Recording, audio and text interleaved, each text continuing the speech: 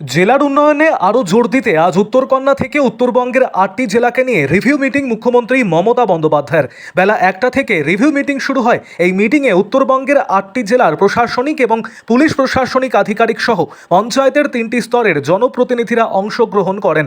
Malda town হলে review মিটিংয়ে ইতিমধ্যেই হাজির হয়েছেন রাজ্যের মন্ত্রী তাজমুল হোসেন, জেলা শাসক নিতিন সিংহানিয়া, বিধায়ক আব্দুর রহিম বক্সি, জেলার 2 পৌরসভার চেয়ারম্যান সহ অন্যান্যরা। আরও আপডেট থাকতে আমাদের ভিডিও শেয়ার ও ফেসবুক পেজটিকে লাইক করে ফলো করে দিন। আমরা আন্তরিকভাবে ধন্যবাদ জানাচ্ছি আমাদের পশ্চিমবঙ্গের সম্মানীয় মুখ্যমন্ত্রীকে যে তিনি প্রশাসনিক বৈঠক লাগাতারভাবে করতেই থাকেন, যাতে কোনোভাবেই ডেভেলপমেন্টের ক্ষেত্রে বা প্রশাসনের ক্ষেত্রে কোনো অসুবিধা কোনো জেলাতে না ঘটে, কোনো পশ্চিমবঙ্গে না ঘটে।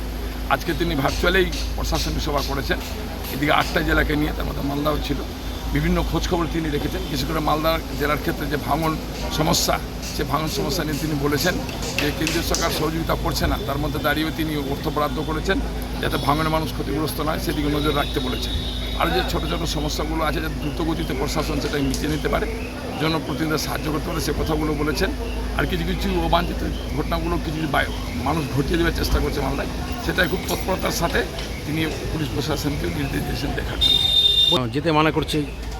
তিনি ওটা আগেও বলেছিলেন যে রাস্তাগুলোতে লোড গাড়ির ক্যাপাসিটি নাই, সে রাস্তাগুলোতে যেন বড় লোড গাড়ি না যায়, সেটা তিনি আগেও বলেছেন, আজকেও বলেছেন।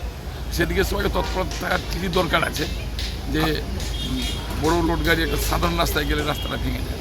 কিন্তু কিছু কিছু যেগুলো দরকার আছে সেগুলো আলোচনার সাপেক্ষে করা যায়। তিনি বেশ অনেকগুলো পজিটিভ কথা বলেছেন, যেটা দিয়ে জেলার মানুষগুলো, সাধারণ মানুষগুলো আমরা প্রচণ্ডভাবে উপকৃত হব।